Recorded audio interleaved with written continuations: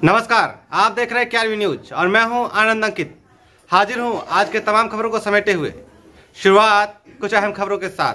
अररिया जिले में जमीन के सर्वे का कार्य बड़ी तेजी से चल रहा है। इसी कड़ी में वहां के सहायक बंदोबस्त पदाधिकारी आकर और काफी अच्छे ढंग से इस सर्वे के काम को अंजाम दे रहे हैं। आइए देखते हैं हमारे अररिया संवाददाता राकेश कुमार की रिपोर्ट।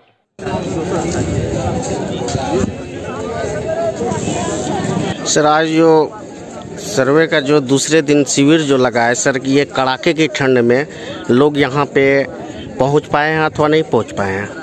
मैं सबसे पहले यहाँ की तमाम रैयतों को धन्यवाद देता हूँ कि इस कड़ाके की ठंड में आप अपने नग्न आँखों से देख सकते हैं कि जनता में कितनी उत्साह है।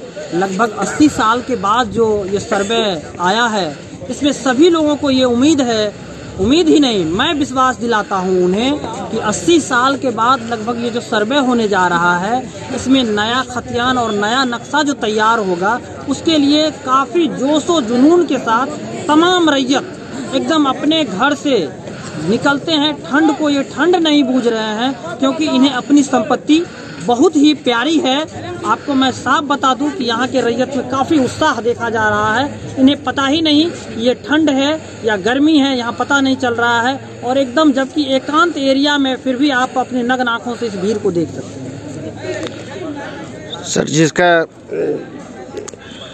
बाढ़ आने के कारण जो है कि पेपर सर जल गया है, जिसके पास खाता और रकबा मौजा लिखा गया है सर, उसका जो है कि किस टाइप से सर्वे होगा सर? देखिए, जैसा कि सबसे पहले आप जान लें कि कोई भी कागजात जो है आपको 3 जगह संरक्षित रहती है। एक आपके घर में रहती है कागजात, एक अंचल में रहती है और एक जिला में रहता है।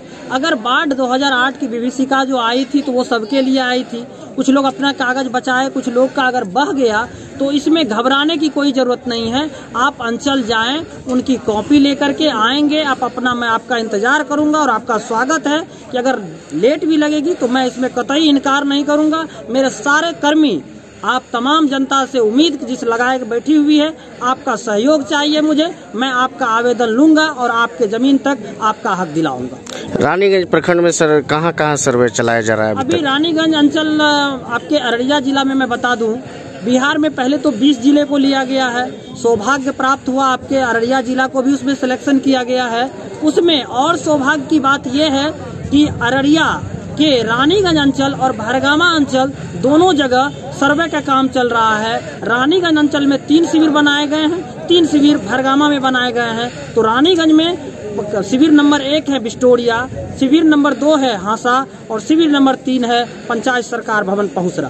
तो यहाँ रैयत आ रहे हैं और काफ़ी संख्या में आप देख सकते हैं कि लगभग शाम तक यहाँ भीड़ लगी हुई रहती है। और हमारे तमाम कर्मचारी उसी उत्साह के साथ, जितनी उत्साह रैयत की है उतने ही उत्साह के साथ उनका कार्य का निर्वहन कर रहे हैं। सर, आपका परिचय क्या हुआ? मैं सहायक बंदोबस्त पदाधिकारी अररिया मोहम्मद अख्तर है। धन्यवाद। सर, आप लोग जो सरकार भवन में आए हैं तो आप लोगों को कोई प्रकार की समस्या, कड़ाके की ठंड में आप लोग कैसे पहुंचे और कितने बजे पहुंचे हैं?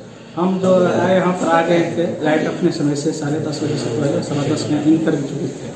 हम मेरे अधिकारी जो है दोनों सर, वो भी टाइम पर आकर के उसके उत्साह से हम जितने भी कर्मी हैं पूरा जोश जुनून के साथ काम कर रहे हैं। इस ठंड में भी ठंड को निपरवाह होते हुए भी अपना काम कर रहे हैं। कितने बजे आप पहुँचे? यहाँ पे 10:15 बजे पहुँच गए। कोई तरह की यहाँ पे परेशानी आप लोगों को? नहीं, कोई प्रकार परेशानी। आपका परिचय क्या हुआ? मेरा नाम प्रदीप कुमार सिंह SSA।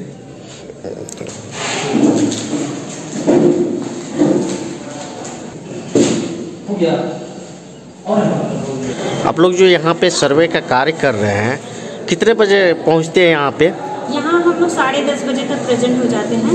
सर के द्वारा यही टाइम बोला गया है। 10:30 बजे से काम शुरू हो जाता है और 5 बजे तक हम लोग यहाँ रहते हैं। कार्य करने में कोई तरह की परेशानी नहीं, अभी तक तो किसी तरह की समस्या नहीं आई है।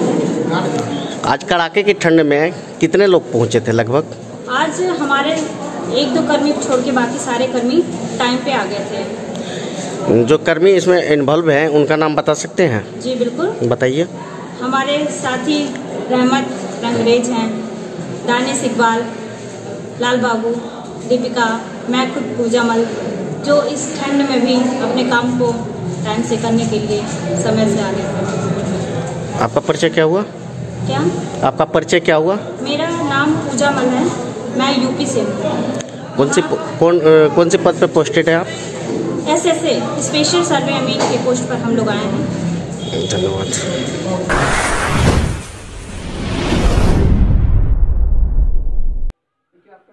आज चेतना एवं सेंट्रल बैंक ऑफ इंडिया के प्रशिक्षण संस्थान RCT दरभंगा के संयुक्त तत्वावधान में 10 दिवसीय मशरूम उत्पादन शिविर का उद्घाटन महिला लोक मंथन कार्यालय में किया गया।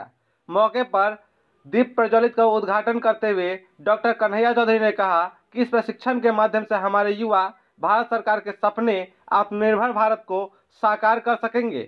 वहीं इस अवसर पर विशिष्ट अतिथि के रूप में प्रशिक्षिका प्रतिभा झा ने छात्रों को इसके संबंध में विस्तार से बताया। आइए देखते हैं कि उन्होंने क्या कहा। बटर और एक मिल्की ऑयस्टर की जो खेती होती है वो सबसे लंबी फसल होती है, जिसकी खेती आपको 20 से 30 डिग्री के टेम्परेचर पे की जाती है। और 20 से 30 डिग्री टेम्परेचर आपको कब से? फरवरी के बाद से, जैसे जैसे गर्मी जो शुरुआत होती है उस समय होती है। तो ये आपको 7 महीने लगातार रेगुलर होती है ऑयस्टर की खेती। और बटन की जो खेती होती है वो आपको 15 से 22 डिग्री टेम्परेचर, 15 डिग्री टेम्परेचर मतलब अक्टूबर में उसकी खाद बनती है, नवंबर के प्रथम सप्ताह में इसकी बुआई की जाती है और दिसंबर के प्रथम सप्ताह में इसका उत्पादन शुरुआत हो जाता है, जब हम लोग तोड़ के उसको मार्केट में सेल करते हैं। और मिल्की मशरूम का जो है 28 से 38 डिग्री टेम्परेचर पे वो गर्मी की है, यानी कि सालों भर मशरूम हम उत्पादन कर सकते हैं।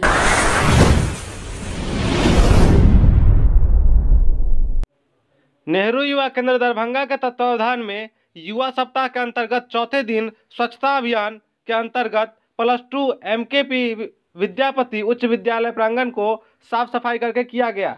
इस अवसर पर पूजा, संगीता, सरिता सहित कई NYK के युवा उपस्थित रहे।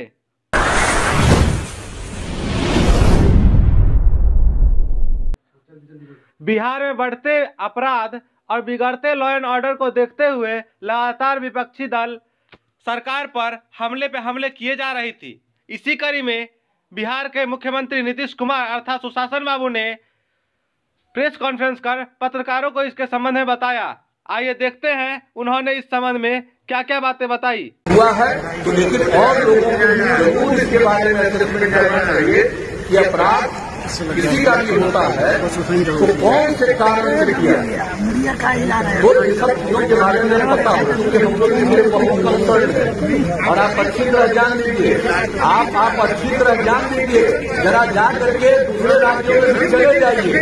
मैं भला आपसे कोई बात कर सकता हूँ? आप इतने महान व्यक्ति हैं और आप किसके समर्थक हैं? मैं आपको डायरेक्ट पूछ रहा हूँ। आप जो जिनको राज मिला 15 साल तक पति पत्नी के राज में कितना अपराध होता रहा, आप उसको क्यों आप करिए, आप क्या भाषण दे रहे हैं?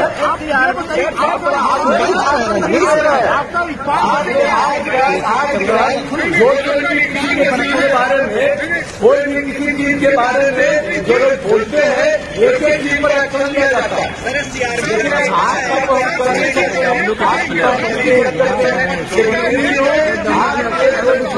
सलाहकार है, आप ऊपर मेरा ध्यान दीजिए और कहीं ऐसा न हो कि जितना ज्यादा बिहार में। और इसका भी पता करिए कि क्राइम कौन करता है, क्राइम करने वाले कौन है, और ये पुलिस वाले को पता चलता है, पुलिस के खिलाफ सख्त कार्रवाई करने के लिए मुजफ्फरपुर में नाबालिग लड़की को रेप किया जाता है, अधिकार है उसके हिसाब से काम करें।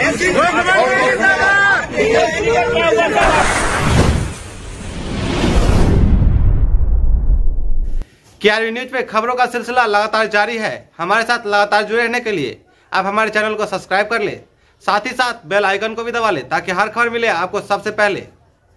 KRV न्यूज अब सोशल मीडिया के हर प्लेटफॉर्म पर उपलब्ध है, चाहे फेसबुक हो, ट्विटर हो, यूट्यूब हो, व्हाट्सएप हो, टम्बलर हो, हर जगह पे आप हमें साथ पाएंगे।